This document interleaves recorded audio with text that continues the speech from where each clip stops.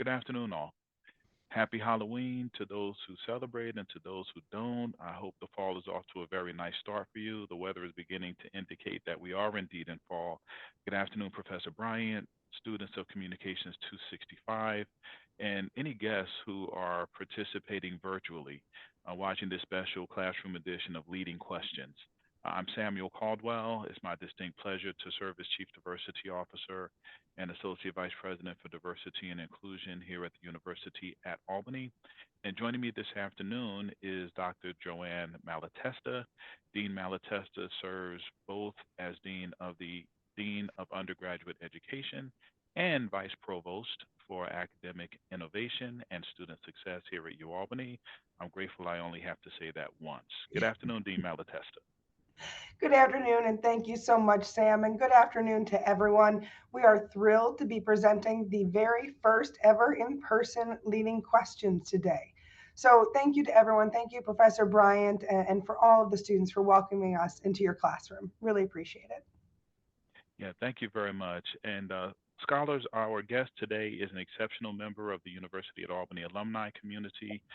Please take a look at yourself 20 years into the future. You look great. So thank you very much, Damian, for joining us. He is a recipient of the University at Albany's 2020 Excellence in Entrepreneurship Award. Please welcome Damian Bazadona. Damian is founder and president of Situation Group, and he graduated from the School of Business in 1998. Welcome, Damian. Thanks for having me. Nice to see everybody. Yes. Yes, thank you so much for being here. And everyone, Damien has graciously agreed to carry the show today as his fellow alum, actor, producer Nick Cregan, who was planning to join us this afternoon, was unexpectedly called back to LA for a role a little earlier than he had expected. So this probably means that the actor strike may be coming to an end soon, and we'll keep our fingers crossed for Nick and certainly for all of us who are interested in new episodes of our favorite shows.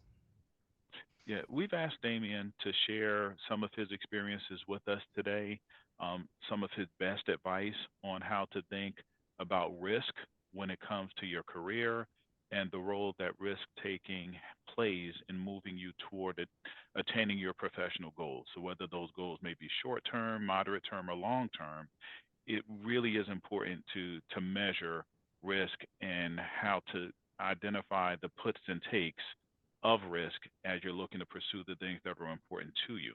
We'll also be asking Damien what he's learned along the way about good communication and teamwork, which I know is of particular interest to Professor Bryant and certainly to our scholars as well. So before we get started, I would like to share just a little about our very accomplished guest and friend and fellow Great Dane.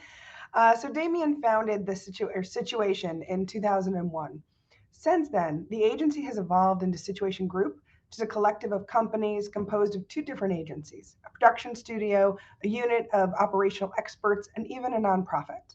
Over the years, Damien has worked with brands worldwide across a range of industries to develop and deploy award winning marketing campaigns. Under his leadership, Situation Group has been honored with numerous workplace awards from Crane's Best Companies Group, Digiday, and Fortune. Synopsis honored Damien with the Social Good Leader of the Year and HR Visionary of the Year award. And recently, Variety named him to their annual list of industry visionaries in their digital marketing impact research report. Damien is an active speaker at industry conferences and on university campuses across the country, including Columbia, Yale, NYU, and of course, his alma mater, the University at Albany, where he earned a Bachelor of Science in Business Administration. He's also co founder of TEDx Broadway, one of the longest running independently organized TED events.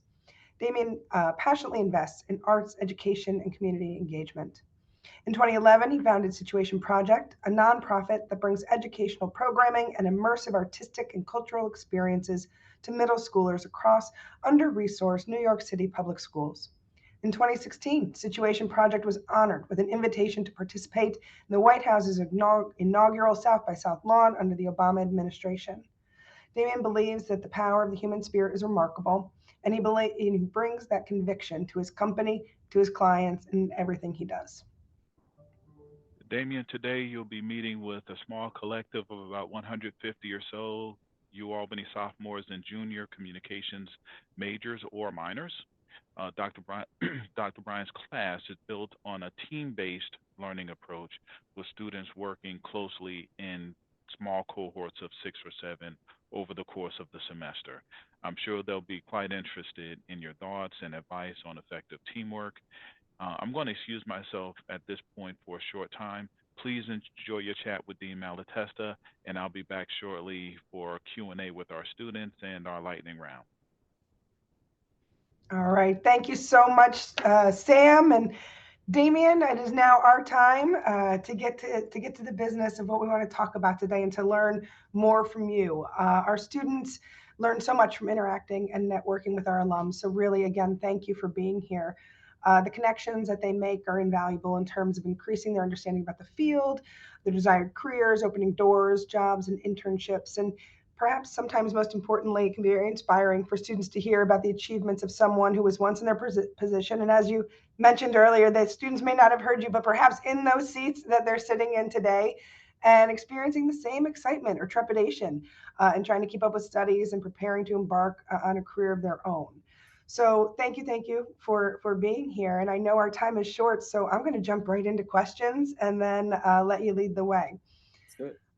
All right, and I think just building off of the idea or the reminiscing of you as a U Albany student, I'd love to take a peek at your experience while you were here at Albany. Thinking back to that time, what was it like for you? What stood out, inspired you? What influenced your decision making? And what was the U Albany experience like for you? Well, so thank you for having me. B, I saw the lights go down there, so now I'm in a dark room, and so you got to listen to me now. So I've been going back. So I'm originally from. I moved around a lot from Queens and Rockland and Orange County. I went to Cobleskill for 2 years first. I was a terrible high school student. I went to Cobleskill, which was actually a really great experience for me. That's where I met my now wife. After 2 years, I transferred to Albany as a junior. And I went from a small school like Cobleskill to a way bigger school like Albany. But I have to say, the people I met at Albany, the professors, it was actually really an incredible experience. And I felt like just the networking that I've even to this day have still connected with the people at Albany. It was quite incredible. But I had a great experience. I lived on which was, I don't know what it's called now. It was called Colonial at the time, and I was in one of the quads. I DJ'd at a million different nightclubs. I was a DJ. That's kind of led me partially to where my career is today. But I'm a music junkie. I just love nightlife. I love DJing. I love being around people and crowds and audiences. And I had a great experience. That's fantastic. That actually leads me a little bit right into the next question I have for you. So, being a DJ is a lot of self starting, right? Putting yourself out there and getting yourself into the clubs and getting yourself seen. And by definition, entrepreneurs like yourself are very proactive in Right. directing their own careers. And your work really requires putting yourself out there to land clients and jobs and accounts. And that can't always be easy. So, I have two questions for you on that front. And one is, did you always want to be your own boss? And were you always comfortable putting yourself and your ideas out there? Or did you have to work on it? Did you have to develop that skill set? Well, I would say that. So I've been going back to the university for the past 15 years. Literally, I don't know what lecture center you guys are in. I can't see it right now. LC1, one of the big ones. But I go back twice a year, and I did the commencement speech one year. So I probably talked to somewhere between 10 and 15,000 students. We did some calculation, and I will tell you the one thing that's very clear about in the room today is everyone in that room. There's just a diversity of experiences, lived experiences, circumstances. Some people come from money, some people don't come from money, some people are taking care of their families, some are being taken care of by their families. So everyone's got a sort of a different path of to sort of how they did what they did. For me, and I think for me personally, I grew up at a really loving family, but we were poor, for lack of a better word. I was the first person to graduate college in my family, and so the experience for me, I've been an entrepreneur. I actually hate the word entrepreneur. I've been an entrepreneur. I'll stay with that, and I'll tell you why I hate it in a second. But generally speaking, I've been kind of hustling since I was 12 and 14 years old, selling bubble gum out of my locker to then making mixtapes. I used to go door to door at Albany campus trying to sell mixtapes, to always sort of putting myself out there, DJing, whatever it was. Mhm. Honestly, out of survival. I need to make money in order to live. in some way, shape, or form. I always had a couch to go home to. My parents were very loving and stuff like that. But really, for the most part, to have any version of a social life, it was work to experience life. And so that's always been a fundamental part of who I am, whether I like it or not. No, I did not like set out. I would say that for those that actually want to go into running their own business, go into the entrepreneurship. I think it's hard, to be honest with you, and it's a little. We could get into a little bit further, like longer, but it's hard and it's a little bit of a lonely path. I think it's highly rewarding. I wouldn't say that I set out to be my own boss. Sometimes and even to this day, I don't really think I'm my own boss. I have a lot of people that work for me, but I effectively work for them in many respects. So yeah, I don't know. I wouldn't say I purposely set out to do it. I kind of took a job out of college. I took a few jobs out of college, and then the opportunity came up that I felt like I needed to kind of at least give it a try. Thank you. No, that's very helpful. And for some of our students in the classroom, we'll explain what a mixtape is later. We'll come back to that. But I want to build just a little bit off of what you just said there, right? And I agree with you. In any organizational structure, right, the team definition goes high and goes low, right? It goes in every area of the organization. So you understand the importance of directing teams and being part of a team. What advice can you give to our students who may want to go into these fields and to build and run businesses, but the significance of building that team enterprise around yourself? What advice do you have for them on that? I think let me just really quickly qualify. I don't like the word entrepreneurship because it sounds like most people can't spell it. Most business owners can't even spell it, which is actually funny. And secondly, it sounds like a fancy word for something that's not really all that fancy. Entrepreneurship, business ownership, or entrepreneurship is a grind of a lifestyle, which is hugely rewarding. I value it. I'm sort of saying out loud when I say I don't like that word. I'm a big, obviously, fan of business ownership and that. I'd say the trait that I think it's very important is vulnerability. And in terms of getting people to want to come around you is being honest about your strengths, what your weaknesses are, just who you are as a human being. I think is important to team building. So any of the team building that's happening right now in terms of the classroom that you guys are in, as the setup of this was, I'm assuming a lot of people are working in teams. I think to me, there's usually two traits that are extremely valuable. Being vulnerable, that means you're being honest and true to yourself and those around you, and being thoughtful. And thoughtful people are the people that sort of come to the room of trying to help everyone else around them. That's the spirit of how they come to the room. So I will say in my company, we work in highly collaborative environments where there will be teams of 7 to 10 people. And when someone first joins the company, one of the most common questions, I usually meet with people when they join, they'll say, well, what's the one trait that people succeed here? And I say thoughtfulness.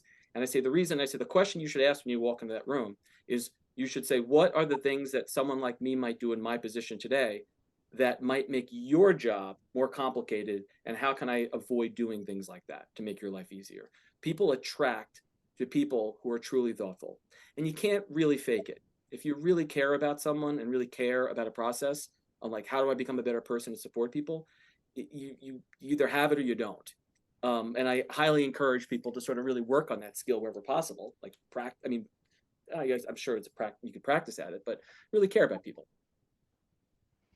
No, that is such a great and universal piece of advice. I think that authenticity comes through, in the times that we've met and the way that you work with our students. And I think it's such a wonderful piece of advice because I think sometimes our students think they have to be something else or put on something else as they go out into the world. So holding on to that is critical. Yeah, if I were just to build on that, just to say, like, in general, again, like I run, I've met a lot of people in my career. Now I'm now 47 years old, so I've met a bunch of people, as you could imagine. And I think a majority of people, I've seen people become leaders and think about what leadership looks like and management. They come from all walks of life. Like, so this idea of whether some people are born for it or it's a skill you need to work on. It's putting yourself out there. But the idea, like imposter syndrome is, I don't know how much that's talked about in school, but the imposter syndrome of feeling like, am I worthy to be in this room? Everyone's worthy to be in the room. And if you don't believe that you're worthy, then you got to work on that. Everyone is worthy. In some respects, I walk in rooms to this day, no one knows what the hell they're talking about. They just pretend that they do. And it's who can say it more convincingly. And I'm not saying you shouldn't be skilled in a skill or some version of that, but like, I would say I run a 150 person company. It's not like I was trained to run a 150-person company. We have an office in the UK and all these different places. And I'm like, I'm figuring it out. I don't walk around saying I have all the answers. I say I'm trying to learn how to do it. And I'm pretty openly vulnerable about it. I don't, even to this day, after doing this for 23 years, I'm far from an expert. I'm just telling you, this is how I do it today. And it's going to probably be a little bit different than tomorrow. But I think it's important for people's confidence. I think sometimes for a lot of folks, they're intimidated to believe that there's a certain set of skill sets or a certain thing you had to do to get to where to be in a position of management or leadership. And it's not. It's hard. It's extremely hard work. It's understanding your craft, but it's a lot of it is just believing in yourself. Thank you. No, that's so powerful and important, and it makes me think about how to communicate that out, because that tends to be an area where you may have that belief or that strength in yourself, but communicating that to folks can be difficult. And right now we're talking with a group of communication students who are learning about various communication theories and practices, and really how to be persuasive in communication. And that's something, as you're talking about, that you do this every day. You routinely have to make people believe in what you're doing, what you're delivering, and you are strong and effective advocate for others and certainly the causes that you believe in. So, in terms of bridging that gap, bringing together the authenticity, the belief in themselves, what advice do you have for our students about how to communicate persuasively and effectively and putting that out in the world? Well, I think part of it is just it's kind of a broad. So I say being present and showing up. I think is obviously a huge one with consistency. I think that's Mhm. kind of important. I would say for us, there's a little bit of a model that I've always followed in our company is how you do anything is how you do everything. And so when we interview people, we'll interview people on there's usually 3 or 4 different interviews that you would go through to work at our company. And the reason we do that is we're going to look for repetition of behavior to find out, are you the person that shows up on time? Are you the person that, shakes someone's hand? Are you the person that treats the person at the front desk with the same level of respect you treat the person that's interviewing with you? And so I think sometimes people underestimate the consistency of how you have to show up, that the impact that has on people and being persuasive.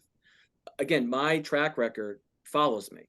I've been Mm. doing this for a very, very long time. So when I say I'm going to do something, the only thing I have is my past to go, do they believe me or not? And so your track record just follows you wherever you go. And it creeps up in all different types of ways. So I think part of it is just kind of consistency and expecting it just takes time. Um, but I'd say I would say that in terms of being persuasive is that people have to believe you. I also think I want to qualify a little bit what I said before, because I do think there's an important distinction about when I said people, no one knows what they're talking about. I do want to reinforce that you have to know the craft of what you're talking. You have to bring passion, expertise, whatever you're trying to persuade someone to do. You have to be informed. You know what I mean? But I think you have to be informed what it is, but you have to believe in yourself on top of that. And I think I've learned the one thing I learned at Albany is I had to do a couple of presentations. Did really shitty on like stuff I just didn't believe in. If I just didn't believe in it, I'm like, or this is just flat out boring to me. I did not do well. I'm like, I just can't, this is just terrible. It's boring. I don't want to sell it, so I'm not good at it. When you find what you want to communicate and you're passionate about it, I don't know. Then you kind of come to life. So it's like, to me, the important thing is make sure that you're in a lane that you want to be in. No, that makes great sense, and I hope our students can hear that passion coming from you. Obviously, this is your area and what you're passionate about, and being able to convey that to our students is so critical. And it can be uncomfortable. We know throughout any course of our life, any parts of our journey, we all have different obstacles that we're facing, and we know that our students, can face uncomfortable moments. Oftentimes, you talk about the presentations that you're doing. When I've got my students and we do presentations. A lot of time that first time public speaking in those big classes in the classrooms that they're in now can be extraordinarily intimidating. Um, what advice do you have for students about how to overcome some of those moments that can be really challenging, that they may have the belief and the authenticity and the desire and the passion in that space, but they're facing a professional or an academic moment of real crisis, personal crisis and doubt? How do you advise or encourage them to work through that? It's just a hard one because I think I've grown to realize that it's like different strokes for different folks. Everyone operates very differently. But I'll tell Mhm. you how I do it. I lean directly in to my discomfort. And so I have what's called mild essential tremor.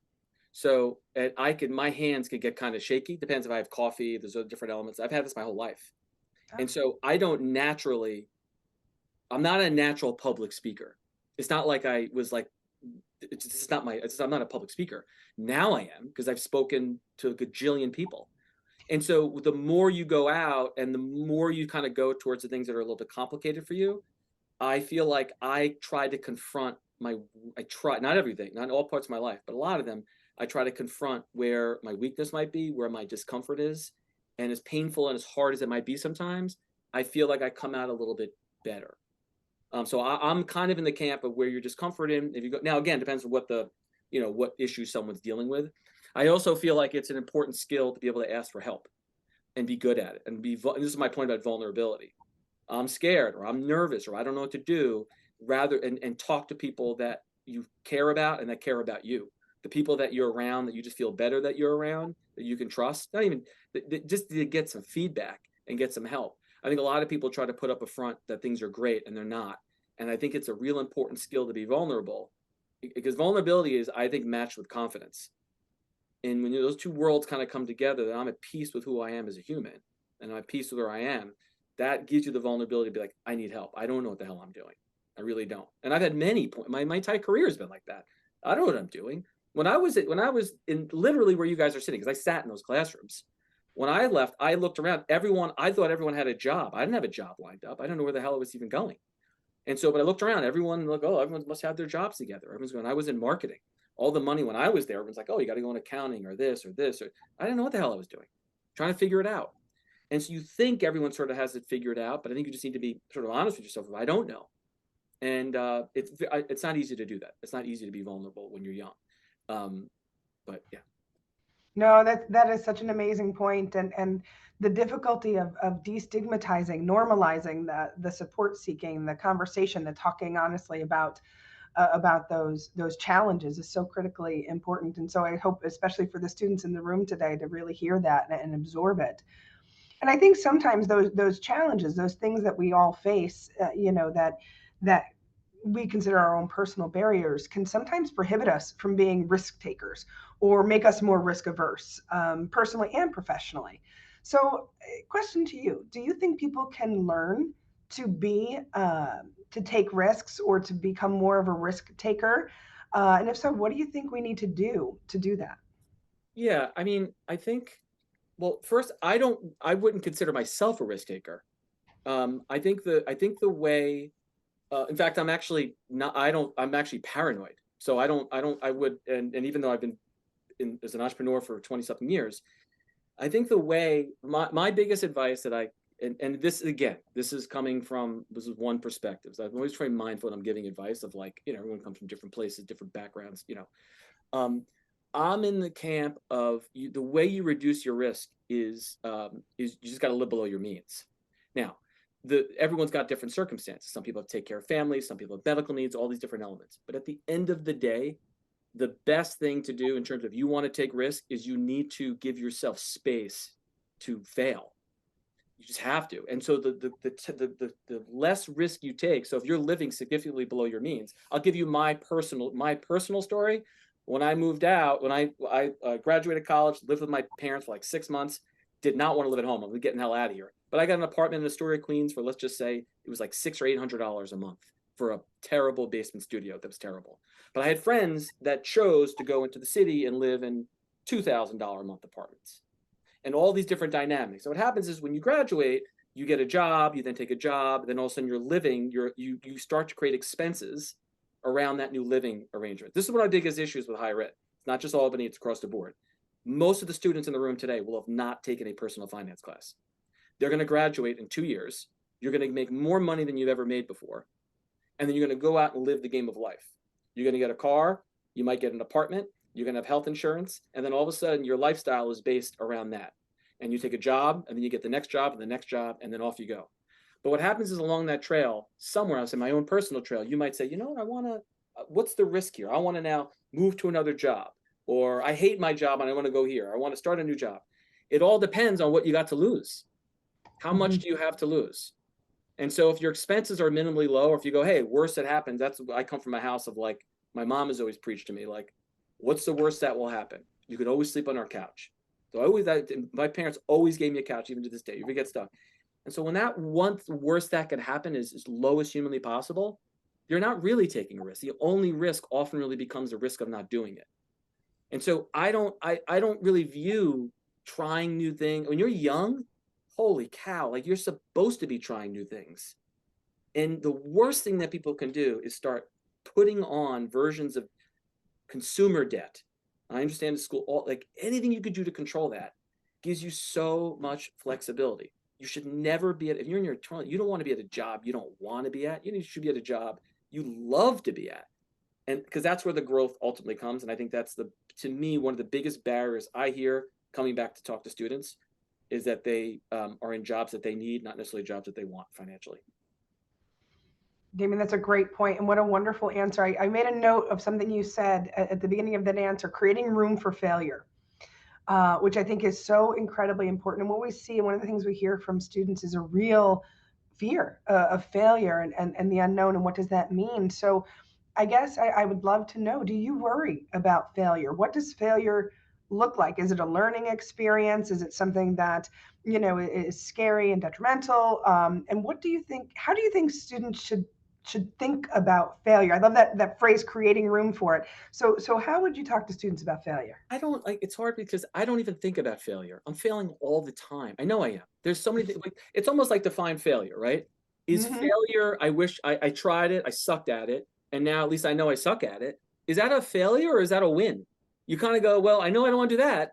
That's a win. It depends on how much time you're spending with something. I don't spend too much time. I don't think you should spend too much time thinking about failure as long as you're trying new things.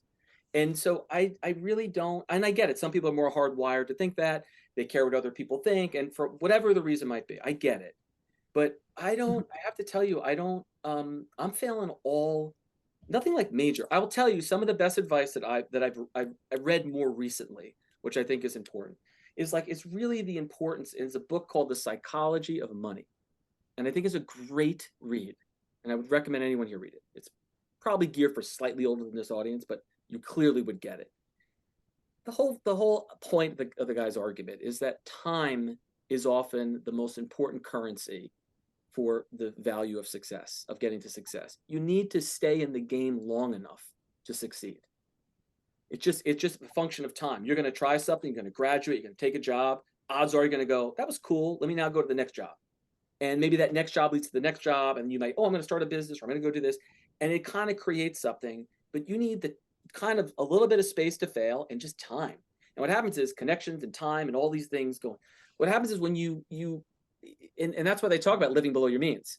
The more you below your means, and the more you're not worried about like going belly up, like because some people just financially just run it, they get into so much trouble. They're not in the game long enough. So I don't know. I think I just think time is important. I keep going back to sort of the same point. You're not really worrying about, you can't worry about failure. And I guess it comes back to how much risk you think you have. Hmm. Minimize the risk. If you can live at home, live at home. Save your money. Go do cool stuff that makes you inspired, but do something. I love that. Go do cool stuff that makes you inspired. I think that should be the title of this webinar when it goes out and goes public. And I know I've got more questions and so many more things I'd like to talk about, but I believe our section is wrapping up. So I'd like to invite Sam to come on back and join us. We'd love to give the students a chance to ask their questions and to get involved. Yeah, thank you so very much, Joanne, and thank you, Damien. You've given us so much to think about, even as we get ready to transition into Q&A. And we're going to go through a U Albany consistency, which is the lightning round of questions. So we're going to ask questions and really like to get a sense of kind of the thing that's top of mind for you. But I'll ask students now to begin to think about the questions that may have been sparked by what they've heard so far during the conversation. We've heard quite a number of things. We've heard about uh, knowing what you should know and not necessarily being consumed with trying to know everything. The power of conviction, community, how we show up in spaces, consistency, and track record, the importance of that, the importance of being believable, not necessarily being convincing, but being believable based on how you show up.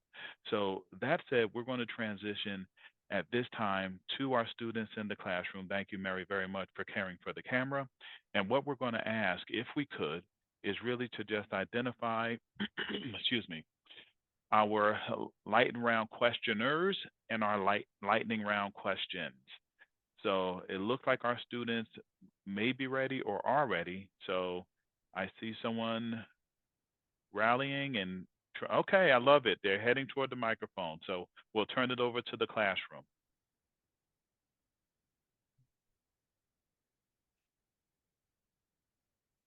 And while we're gathering students, all that we'd ask scholars, if you would, is to tell us your name, your graduation year, your hometown, and then you can let your question fly. So name, hometown, graduation year, and your question. I see that the classroom is muted, so all you have to do is unmute and we're ready.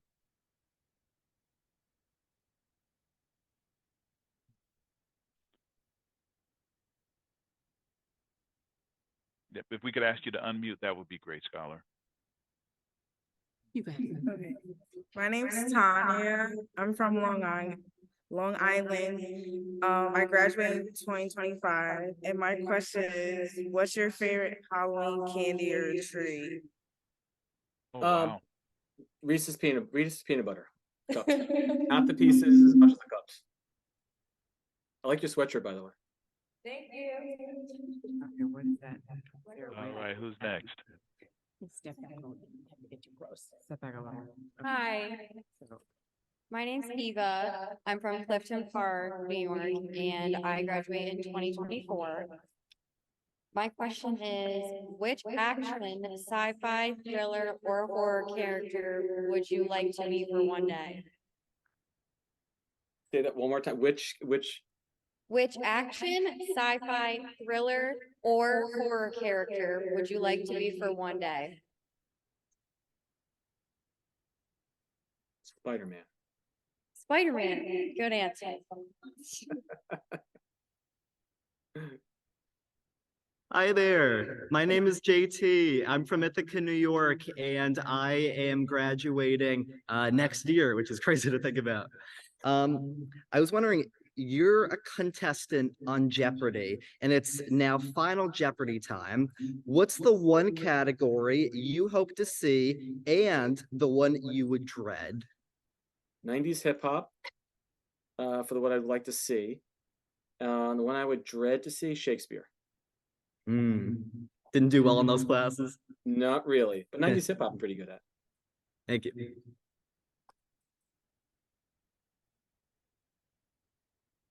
Hi. Hi. My name is Tasha. I'm from Brazil. I graduated in 2026.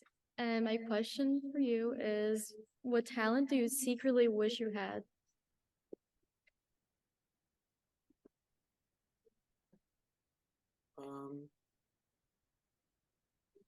That I could sing. I work in the entertainment business, and I realize I'm the person that cannot sing in the room. Thank you. Thank you for your question. All right, we have a couple more questions to go. Hello, how are you? Hi. My name is Jaleesa. I'm a sophomore. I'm from Queens and I graduate in 2026. My question is, what communication skill did you find the most challenging to develop in yourself? Listening. It's hard to listen. It's like hard to really listen when someone says, like, it's harder to listen than I think people give credit to, and I struggle with it myself.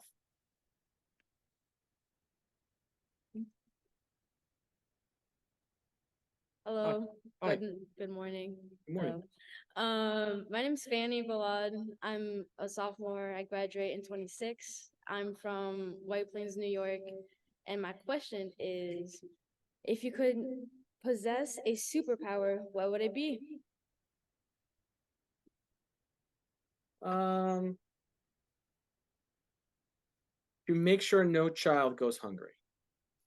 Yeah. If I have a good day. Thank you. Thank you very much, scholars. We absolutely appreciate that. And If anyone I have else one. has a question, come on down, Jack. Yes, please, questions, come on down. And while we're waiting for that student to come down, I do have a lightning round question. This is actually internet inspired, Damien. And as a communications professional, just curious, from your perspective, Taylor Swift and Travis Kelce, showbiz hype or the real deal? Real deal. Not Fair not enough enough. not enough upside. Not enough upside for her. Not enough upside for her for it to be hype. Understood. That's my instinct. Understood. Now that we've cared for our lightning round questions, we're going to open up questioning to the entire class. So if there are questions, by all means, please feel free to make your way down to the microphone. If not, we absolutely have some things we can explore further based on the conversation with Damien to date. So if we have any questioners, and I think I see at least one or two making their way to the microphone, please come on up, name, hometown, and graduation year, and we're ready for your question, Scholar. Hi, my name is Jack from Socrates, and I graduated in 2026. I was just curious, what are some things you did between 1998 and 2001 that helped you take your business off, and some work experiences or anything like that that you think helped you form a business like that, and some early things you did maybe in your business that helped you take off? Yeah, no, that's a good question. I think, well, first I'll sort of stick to, I was the secretary at an advertising agent. My career is pretty quick. Graduated in 98, took a job as a secretary at an advertising agency, made $27,000 a year. With overtime, it came out to about 35,000. I was there for about a year. I learned a lot. I met some really good people. Then I took another job as an internet marketing manager at a financial technology company where I made $40,000 a year, $40 to $45,000 a year, or something like that. And so I had 2 or 3 jobs really quickly. And at each of those jobs, what I learned was how to become an employee and how to work in a corporate environment, which I think is important. You just learn skills you do not normally have. You learn what a 401k is and what medical insurance is. You just learn life. You meet some really cool people. And then that was, I think, it was pretty quick. I was by 23, 24, I started this company. And then I was sort of by myself, to which I had said, I wanted to now make this company. I didn't set out to make a company. I set out to be an independent consultant, work on my own hours, do what I'm going to do. And then I effectively did that, and then made enough money to hire one person and then hire another person. And to be honest with you, over 23 years, I've never actually taken a loan I've taken loans for other reasons, but for the most part, I've never taken a loan to build a business. I went from about one person to about 150 people over all those years, just by kind of growing slowly and saving and over time. So yeah, but I'd say it was taking jobs and that I was actually liked going to, and I met some really cool people, which I highly encourage. Be in environments you actually enjoy. Thanks for your question. I'm back. Hi. I have a question. What was your first step? Like, either when you left college or if you started while you were at college, like for pursuing your career, like what was the first thing that you did? Because like you're saying also jobs, but it's also really hard to find a job that you are gonna like when you don't know what you like. No, you're totally fair. I agree with you completely. So I think one thing is, show of hands, how many of you have had an internship? Have or have had an internship? Okay. How many of you have not? Right. So I was one of those. And then finally got an internship. I think it was like my senior year. And I think some of the advice that I would recommend, I think part one is the first step is to do something, get active. And so if you can get an internship, great. But one of the most underestimated things that I think you could do is to get involved in a nonprofit and donate your time, volunteer somewhere. There are a significant number of nonprofit organizations around the Albany area. One currency you have is time. Not all of you, but some of you have time. And each of us in this room, well, I'm not in that room, pretend I'm in the room with you. Everyone has something that they're personally passionate about. It might be the environment. It might be a cancer because you have a sick family member. Whatever the hell that is, pick something in that lane. And I could tell you the art of volunteering is both great for your resume because it shows that you're actually active and doing stuff in the community. But the bonus is it's actually really great for your soul. You start to meet people, see people, and see different perspectives, make you a very well-rounded person. So I think one of the first, I would just say it's very important. Sometimes I'm just like, do something. Don't wait. And the fact that if you can get an internship, great. But I would argue a really good volunteer experience is something that you're passionate about on the front lines of helping people in need is far more valuable than photocopying at some random corporation as one of 16 interns. I think they're equally of value. And I think it's one of, I can assure you right now, there are volunteers needed right now. There's openings you could take pretty quickly if you wanted it. Not the same for internships, right? So I don't know. That would be my advice is do something. And activity creates opportunity. No activity, the odds of opportunity just obviously reduce significantly. Thank you very much, Damon. It's my understanding that there are no immediate questions in class, so as questions begin to form for you scholars, by all means, please feel free to ask. You offered some advice during Q&A, Damien, and I'd like to just explore a little bit more deeply one of the things that you put forth, and that was around this notion of how we show up. So, as a communications professional and as an entrepreneur who now has a business that has a footprint both in the States and offshore as well, can you say a bit more about um, the importance from your perspective of how someone shows up relative to the work of being a communications professional? Yeah, I think it's how you enter. I think there's, I guess, a lot of different ways to think about it, but I want to surround myself around people who are passionate about what they do, that are inherently optimistic. And this is again focus group of one, how I at least operate. I'm in a very communal business, and I believe in order for innovation to happen, because everyone's job, I think it's important to kind of reinforce, no matter what career you're going into, you guys are all communications professionals, but you can go into a range of careers. I can pretty much assure you every 2 to 4 years, your skill set that you're going to be required for that job is going to change over. It's going to be new to what it is. So we as an employer are actively looking for open-minded, curious people. So when I think about how somebody shows up, I'm looking for, when I say passion, I don't mean you have like jazz hands. But passion plays out in a lot of different ways of your interest of wanting to be there, the types of questions that you're asking. You're just interested and curious. Curiosity is remarkably attractive in people. And so I think in how people show up, it's like, what is your curiosity factor? What are the types of questions you're asking? And are you there on time? It's like, so it's a combination of things. It's kind of the spirit you get off of someone. And everyone's got different things. Some people have more, type A personality. Some are more passive, but it can come out in a whole different range of ways. But someone who's interested and curious comes through in an interview or just in a conversation with people. Thank you very much. If there's a question in the classroom, and I see Fanny's back. Hey, Let's Fanny. go. I hope you get Okay. points, or I hope you get some type of credit for coming up multiple times. You deserve it. But thank I you for don't think so. Right. Volunteering. Follow up on the internships. What would you, because there's paid internships and then there's not paid internships. Is it worth taking an unpaid internships, or should you just volunteer at that point? It depends. That's a great question. It depend. Everyone in there is going to have different circumstances. Some people can afford to take a non-paid. Some people could take a paid internship. Honestly, I think it's what is most exciting to you in that conversation. It does not make a difference. As someone who's interviewing people, and I've interviewed thousands of people, like over the years, we're not looking at necessarily whether you got paid or didn't get paid. I'm going to looking for what was the life experience you took from it. If I'm you, no one really knows what they're passionate about, but you kind of know what you're not passionate about. That's kind of one thing. Like, well, I know I don't do that kind of thing. So there's a lot of moving parts to it, but I think do something. If you're getting stuck, do something. Just keep moving and going. But yeah, to me, it's they're either way. It doesn't matter. If you can volunteer, great. And if it depends, because there's also volunteer work that's just doing photocopying. It's the same thing. Yeah. So it depends on what it is. Yeah. Okay, cool. Thank you. Thank you for your question. Again, I appreciate that. Yeah. Thank you so much, Damien. I'll add that, and I see another scholar approaching the mic. No, please come on up to the mic. Damien, we're transitioning into offering a social justice minor next year, and that is certainly a new offering from when you were attending the University at Albany.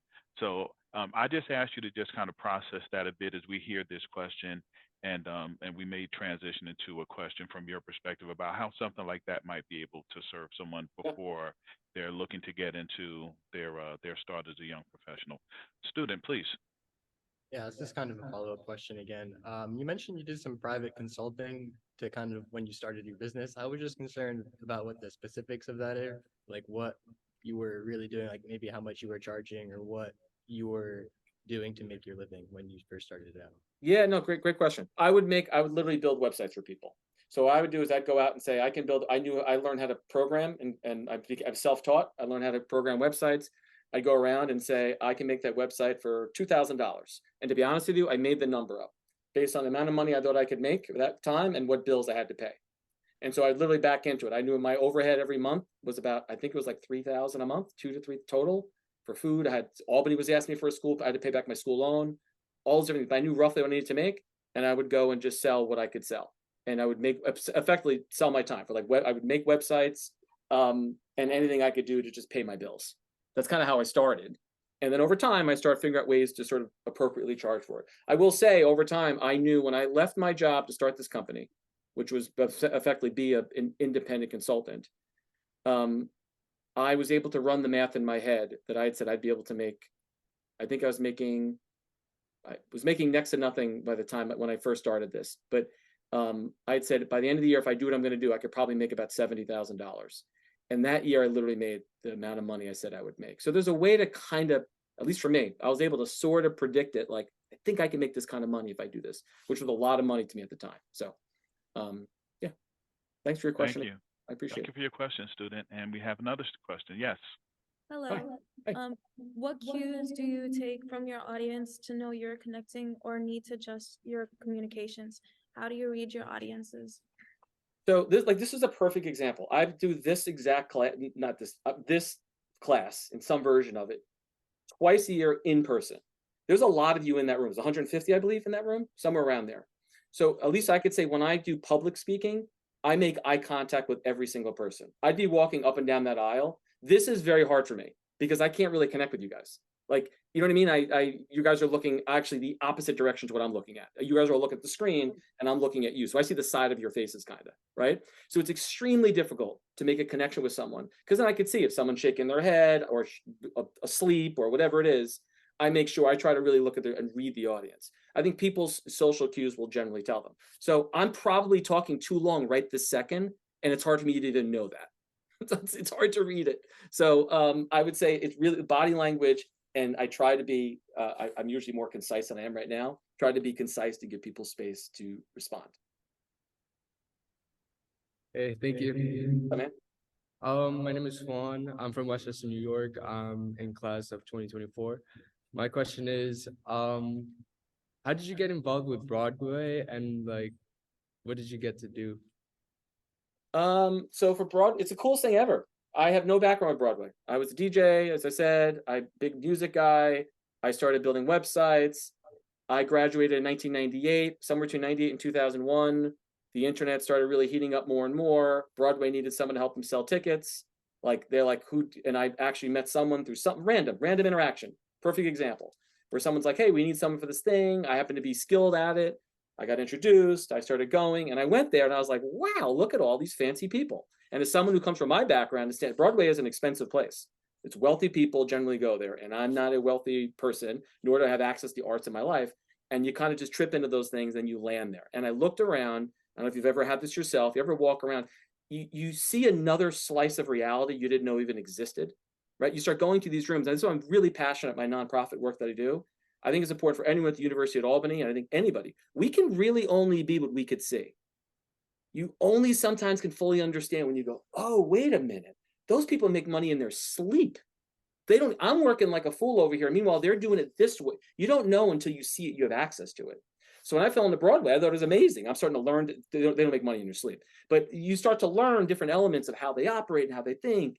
And to me, it's been honestly the greatest blessing. I mean, I'm in meetings with Oprah Winfrey. I get to see like really Tina Fey, like, I don't know if you guys know these, pretty big time people. And for a guy like me, it's kind of, I still get a little starstruck. And it's a celebrity driven industry. So, and I get to work in the sports industry now. I work with the Knicks and the Rangers, and I was at the Super Bowl, like, look, cool stuff. And so there's, I don't know, I think so it's fun. I kind of tripped into it. I love live events and bringing people together. I get a drive and energy off of that. So I didn't end up here by accident, but it's a different slice of what I normally would do, I guess. Thank you so much for that, Damian. I see another student. Yes, hi. Come on up. Hi, I'm Sammy. I'm from Long Island. I'm graduating class of 2025. I wanted to know, you spoke earlier about leaving your job to start your business. How did you know it was like the right time for you to take that step and to do that? A great question. The people who I joined, I won't go into the details as much as say I met two guys who were running a business. They said, you want to come in and join us? And I was on something else. So I got a chance to kind of know them. And I just looked at it and said, I would regret if I didn't go for it. That's what it was in my head. The opportunity lost would be bigger than anything else. And it's not like I had money saved. I just lived so far below my means. And even so, that next year when I first got into doing this, I lost. I made my salary was like I lost. I got myself into debt over that 1 year, which is a mistake. But I at least had a chance. It gave me a swing at it, which was informed my entire career. So sometimes I just knew it. I knew I wanted to do it. I highly encourage, show of hands, how many of the people in the room want to start a business, think they want to go start a business of some kind?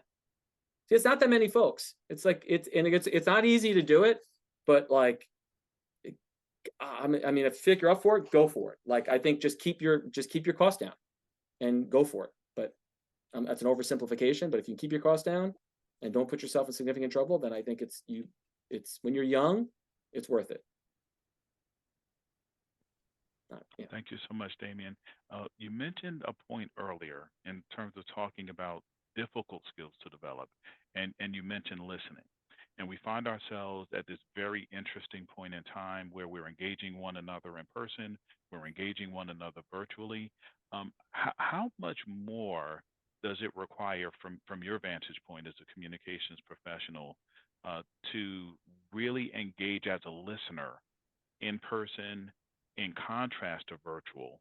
And what are one or two things that our students might keep in mind in terms of really being able to effectively navigate that space? This is I struggle with this because I think virtual to me listening is extremely difficult. I'm so tired by the end of the day. And there's so many distractions. The screens that we are on are like literally slot machines, and they're designed for attention, everything around you. So I think the two clearest hacks to me are like, honestly, make eye contact with the person as best you can through the camera. Like really try, because you're focusing as though you're trying to speak with someone, I think is obviously critical. And the second is don't multitask. Close all the windows out around it, because it's the biggest trap to go, oh yeah, no, I'm paying attention. There's no such thing as effective multitasking. And you can't think about the same thing twice. It's almost like that. It's like it been proven out. Like whatever you're doing is what you're doing. You might think you're doing two things at once. You're really not. You're doing one thing, one thing, one thing, one thing. You're either in it or you're not. And so I think it's important. I would say that's probably one of the most important things to do, particularly in a remote environment. There is nothing more insulting. And I do a lot of these like meetings and conversations. It would be the equivalent if we were talking right now and I'm like looking at my phone going like this, you'd go, what is this jerk doing? It'd be so insultingly and rude. And yet people feel, if I were doing that in person and we're having a conversation, next thing you know, you're talking to me, I'm looking at my phone. What is this person doing? Yet I think people think this is normalized on screen. It's no different. People are people are people, and people want to have respect and be heard and seen. And I think remote has just kind of created an environment that I think is hard and unhealthy. So I would highly encourage, I feel like in your classes, that if you have to do it remote, is that like for the professors, it's gotta be hard. How about when people turn their cameras off sometimes? That to me is it's I get it, but I'm like, I don't know. Yeah.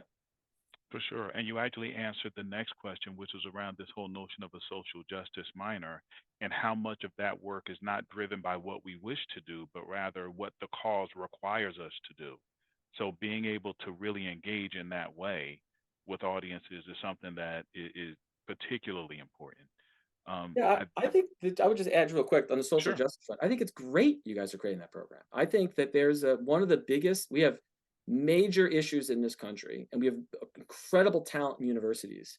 And the intersection of being able to apply business ideas, communications, like in technology, all these world things to address social issues. We can't rely on the government alone to solve these problems. And so I'm hugely, I spend my own money investing in nonprofits that go back into the communities. People from communities know how to solve the problems of their communities, to say, here's what we want to go do. And I think that's right at the heart of the social justice, and say like it's a community-driven event. Not all, yeah, it's a community-driven event, whether it's environmental, all those different elements.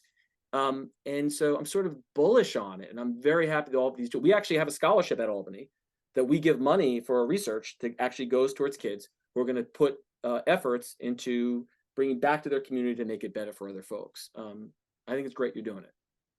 Thank you so much, Damian. It looks like our time for questions is just about exhausted.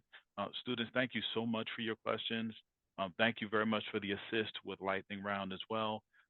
Damian, before we go to our formal close, I'd just like to ask if perhaps you have any closing thoughts or closing themes that you might like to leave with the class before we close out. I would say you're graduating from a great university. Everyone around, there's a in that book, The Psychology of Money. They talks about this idea. It's like we're all on the same soccer field, but we're playing a different game. That's effectively what life is. And so everyone around the room, you look to your left and your right, you ask somebody, what are you going to be doing after you graduate? What are you going to be doing here? Everyone's playing a slightly different game, and you got to keep that in mind. And because it's for your sense of confidence. It's kind of the big one. Everyone's got different bank accounts, different family situations. And I just would highly suggest to remain confident and believe in yourself. You graduate from a great university at a great time for innovation. And I think sometimes that gets lost a little bit in the cracks. Feel free to connect me on LinkedIn. I've hired probably around 8 to 10 University at Albany people over the years. I love Albany people. I think I have a pretty amazing company of people. So if there's any ways I can ever intersect, I try to support Albany whenever I can. And you guys been, it's truly a blessing because you're staring at a screen. So I wish I could see you guys in person, but I appreciate your questions and spending some time with me. Damian, thank you so much. And I know that you know that Damian is one of our favorite names around here. So we absolutely appreciate you being on with us.